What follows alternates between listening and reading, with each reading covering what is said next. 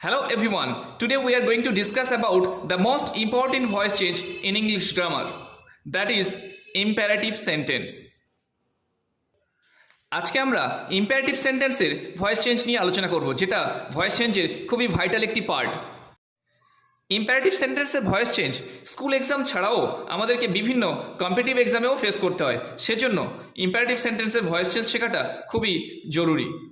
Imperative সেন্টেন্সের voice change জানার আগে অ্যাসার্টিভ সেন্টেন্সের ভয়েস চেঞ্জ জানতে হবে।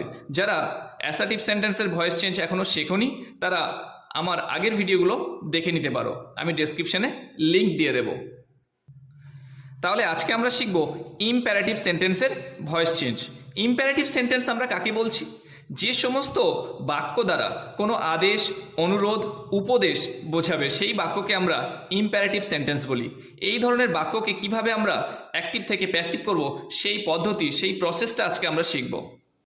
ইম্পারেটিভ সেন্টেন্সের ভয়েস চেঞ্জ করতে গেলে, অ্যাক্টিভ থেকে প্যাসিভে যেতে গেলে আমরা যে ফর্মুলা প্রয়োগ করব সেই ফর্মুলাটি হলো, এখানে আমরা দুটো ফর্মুলা প্রয়োগ করতে পারি। একটা লেট দিয়ে শুরু হবে এবং একটা ইউ আর রিকোয়েস্টেড টু দিয়ে শুরু হতে পারে। তাহলে লেট দিয়ে শুরু হলে আমরা কেমন করব? বাক্যের প্রথমে আমরা নিয়ে আসব লেট, প্রত্যেকটা বাক্য লেট দিয়ে শুরু করব। তারপরেই আসবে বাক্যের অবজেক্ট, তারপরে আসবে বি অথবা নট বি।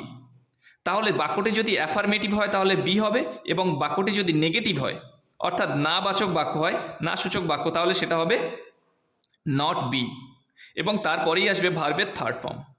আরও একটা ফর্মুলা হলো ইউ আর রিকোয়েস্টেড টু দিয়ে শুরু করতে হবে। You are requested to, negative হলে নট টু, এবং তারপরেই আসবে ভার্বের ফার্স্ট ফর্ম অর্থাৎ প্রেজেন্ট ফর্ম। তাহলে আমরা এখন কিছু ভয়েস চেঞ্জ অ্যাক্টিভ থেকে প্যাসিভে করব। তাহলে ফার্স্ট যে এক্সাম্পলটা দেওয়া আছে, ক্লোজ দ্য ডোর, দরজাটি বন্ধ করো। এই যে দরজাটি বন্ধ করো, এটাকে আমরা যদি অ্যাক্টিভ থেকে প্যাসিভে নিয়ে যাই তাহলে বাক্যটি কেমন হবে? মনে করো তুমি ভয়েস চেঞ্জের কিছুই জানো না, তাহলে এটাকে আমরা অ্যাক্টিভ থেকে প্যাসিভে নিয়ে যেতে গেলে জাস্ট এই স্ট্রাকচার ফলো করলেই আমাদের হয়ে যাবে অ্যাক্টিভ থেকে প্যাসিভ। তাহলে কি করব? প্রথমেই চলে আসবে লেট, যেহেতু বাক্যের প্রথমে আসবে লেট, লেট বসালাম। তারপরে আসবে অবজেক্ট, অবজেক্ট কোথায়? ক্লোজ দ্য ডোর, দ্য ডোরটা অবজেক্ট, তাহলে অবজেক্ট বসিয়ে দিলাম দ্য ডোর। তারপরেই আসবে বি, তারপরে লিখে দিলাম be, the let the door be. তারপরে আছে ভার্বের থার্ড ফর্ম, এই যে ক্লোজ ভার্বটির থার্ড ফর্ম হলো ক্লোজড। তাহলে কি কেমন হলো? ক্লোজ দ্য ডোর এর প্যাসিভে হলো let the door B closed.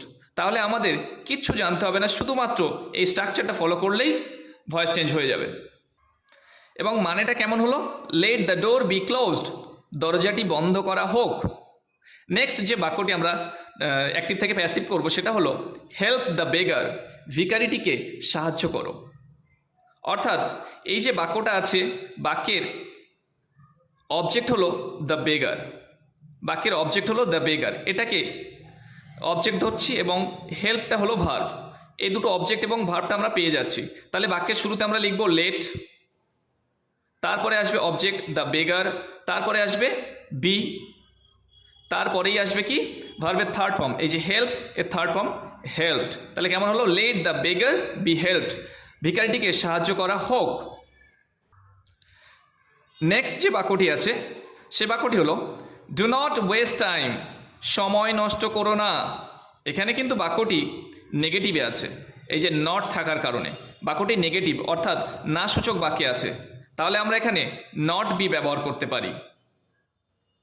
তাহলে কেমন আসবে? প্রথমে আসবে লেট, লেট তারপরে object let time, let time, তারপরে কেমন আসবে?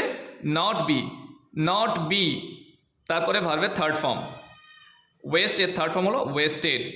Late time not be wasted, সময় নষ্ট যেন না করা হয়।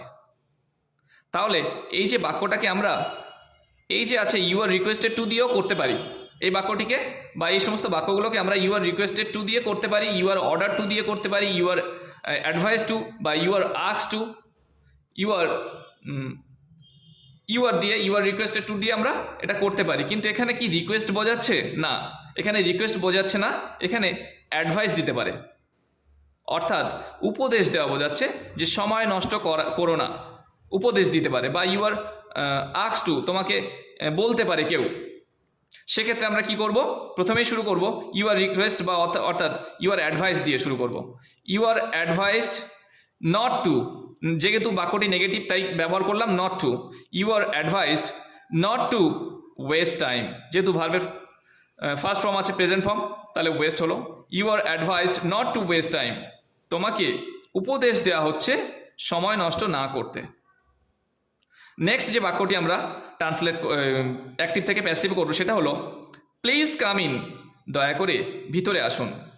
তাহলে এই বাক্যটিকে আমরা যদি অ্যাক্টিভ থেকে প্যাসিভে করি, ইউ আর রিকোয়েস্টেড, এখানে প্লিজ কথাটা থাকলেই আমরা রিকোয়েস্ট কথাটা ব্যবহার করব। যদি প্লিজ থাকে তাহলে আমরা রিকোয়েস্ট কথাটা ব্যবহার করব। তাহলে ইউ আর রিকোয়েস্টেড টু দিয়ে করতে পারি। ইউ আর রিকোয়েস্টেড টু, আপনাকে অনুরোধ করা হচ্ছে কাম ইন, ভিতরে আসতে।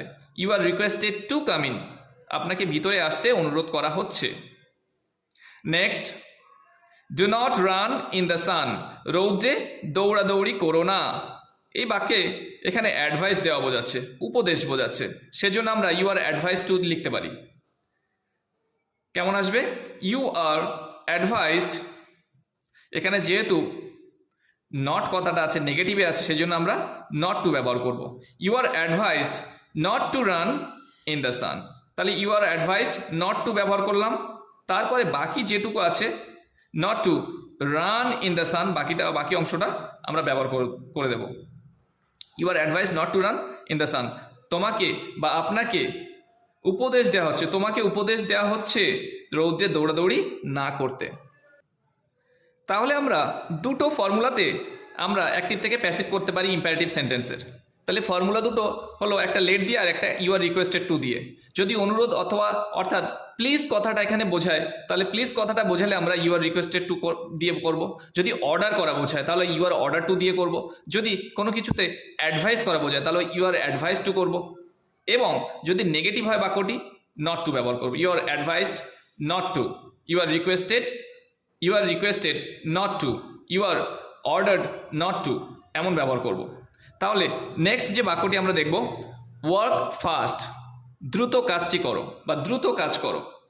ওয়ার্ক ফাস্ট, দ্রুত কাজ করো, এখানে ওয়ার্ক ফাস্ট, এখানে কিন্তু অবজেক্ট নেই। তাহলে এখানে আমরা কি করব, লেট দিয়ে শুরু করতে পারবো না। লেট দিয়ে শুরু করলে আমাদের অবজেক্টের প্রয়োজন পড়বে, তাহলে আমরা লেট দিয়ে শুরু করতে পারবো না। এটাকে আমরা কি করব, ইউ আর রিকোয়েস্টেড বা ইউ আর অর্ডার্ড, যেহেতু ওয়ার্ক ফাস্ট দ্রুত কাজ করে এটা অর্ডার করা বোঝাচ্ছে, আদেশ করা বোঝাচ্ছে, সেজন্য আমরা ইউ আর অর্ডার টু দিয়ে করব। ইউ আর অর্ডার টু, তোমাকে আদেশ দেওয়া হচ্ছে work fast to work fast, you are order to work fast. Next, don't touch my phone, আমার ফোনে হাত দিও না বা আমার ফোনটি স্পর্শ করো না। তাহলে এটাকে আমরা কি দিয়ে করতে পারি, লেট দিয়ে করতে পারি, যেহেতু এখানে অবজেক্ট আছে মাই ফোন। তাহলে এটা কি আছে, নেগেটিভ আছে, বাক্যটি নেগেটিভে আছে। তাহলে কেমন করব, প্রথমে আসবে লেট, তারপরে অবজেক্ট মাই ফোন, তারপরে not be, let my phone not be, তারপর ভার্বের third form touched. Don't touch my phone, আমার ফোনে স্পর্শ করো না, আমার ফোনে হাত দিও না। এটাকে আমরা কি করব, let my phone not be touched, আমার ফোনে যেন হাত দেওয়া না হয়। Next, do the work at once, এক্ষুনি কাজটি করো। Do the work at once, এটা আমরা লেট দিয়ে করতে পারি, যেহেতু এখানে দ্য ওয়ার্ক অবজেক্ট আছে। তাহলে কেমন আসবে, let the work be done, let the work, তারপরে আসবে বি, তারপর ভার্বের থার্ড ফর্ম, ডু এর third form done. Let the work be done at once, যেমন ছিল তেমনই বসে যাবে অ্যাট ওয়ান্স, কাজটি এক্ষুনি করা হোক। এখন ইম্পারেটিভ সেন্টেন্সে যদি লেট দিয়ে শুরু হয় কোনো বাক্য, ইম্পারেটিভ সেন্টেন্সে কোনো বাক্য যদি লেট দিয়ে শুরু হয় তাহলে আমরা কেমনভাবে সেটাকে হ্যান্ডেল করব, অ্যাক্টিভ থেকে প্যাসিভ করব। তাহলে আমাদের কি করতে হবে, প্রথমে আমাদের লেট বসাতে হবে এবং তারপরেই আসবে ডাইরেক্ট অবজেক্ট। ডাইরেক্ট অবজেক্টটা কি, কোনো বাক্যের কর্তাকে কি দিয়ে প্রশ্ন করলে যে উত্তর পাওয়া যায় সেটাকে আমরা অবজেক্ট বলি। তাহলে কি আসছে, লেট প্লাস ডাইরেক্ট অবজেক্ট, তারপরে বি, তারপরে আসবে ভার্বের থার্ড ফর্ম, তারপরে আসবে বাই, এবং শেষে চলে যাবে ডুয়ার, অর্থাৎ কাজটি যে করছে, বাক্যের যে কর্তা অর্থাৎ কাজটি যে করছে সেটাকে আমরা ডুয়ার বলছি। যেমন একটা বাক্য আছে, let Swapan bring the chair, স্বপনকে চেয়ারটি আনতে দাও। এই যে বাক্যটা, স্বপনকে কি আনতে দাও চেয়ারটি, দ্য চেয়ার, এটাই হলো ডাইরেক্ট অবজেক্ট। ডাইরেক্ট অবজেক্ট আমরা পেয়ে গেলাম। তাহলে এই বাক্যটিকে আমরা যদি অ্যাক্টিভ থেকে প্যাসিভ করি, কি আসবে? প্রথমে আসবে লেট, তারপর ডাইরেক্ট অবজেক্ট, তারপর কি এলো?